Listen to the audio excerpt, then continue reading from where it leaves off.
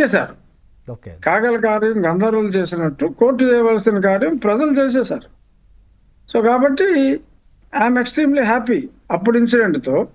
But ఇది నేను గత 3 వాయిదాలుగా పోరాడింది ఎందుకంటే రెగ్యులర్గా విచారణ చేయమని చెప్పి ఒక రిమార్క్ మళ్ళీ ఇంకొకసారి సుప్రీంకోర్టు నుంచి తెచ్చుకుంటే బహుశా కాస్త వేగవంతం అవుతుందేమో అన్న ఉద్దేశంలో నేను పర్సూ చేయటం జరిగింది. డెఫినెట్గా రైట్. ఈ రోజు ఇచ్చిన తీర్పు పట్ల నేను ఎనలేని సంతోషంతో ఉన్నా.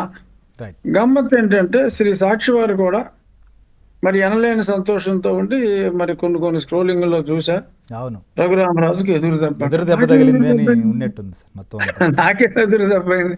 నేను అత్యంత ఆనందంగా ఉల్లాసంగా ఉత్సాహంగా ఉంటే మరి నాకు ఎదురు దెబ్బ అని చెప్పి వాళ్ళు మాట్లాడతాం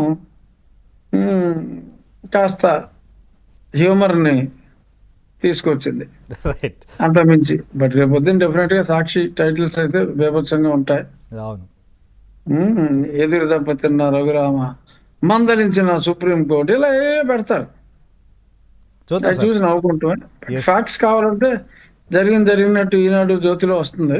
వావ్. బట్ కొంచెం కామెడీ కావాలంటే సాక్షి చదువుకోవాలి.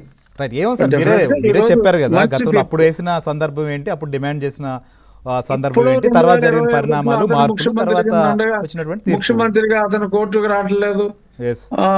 ముఖ్యమంత్రిగా అతనికి రిలీఫ్ ఇస్తున్నారు, అందుచేత బెయిల్ రద్దు చేసి అని నేను ఎప్పుడో వేసిన పిటిషను, కాలం చెల్లిన పిటిషను కేవలం ఒకే ఒక కారణంతో కంటిన్యూ చేశా. ఆ కారణం ఫుల్ఫిల్ అయింది. ఓకే.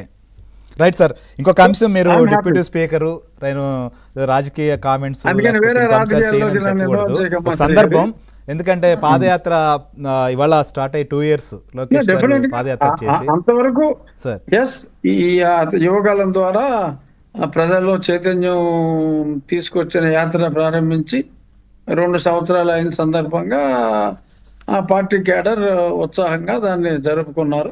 ఎస్.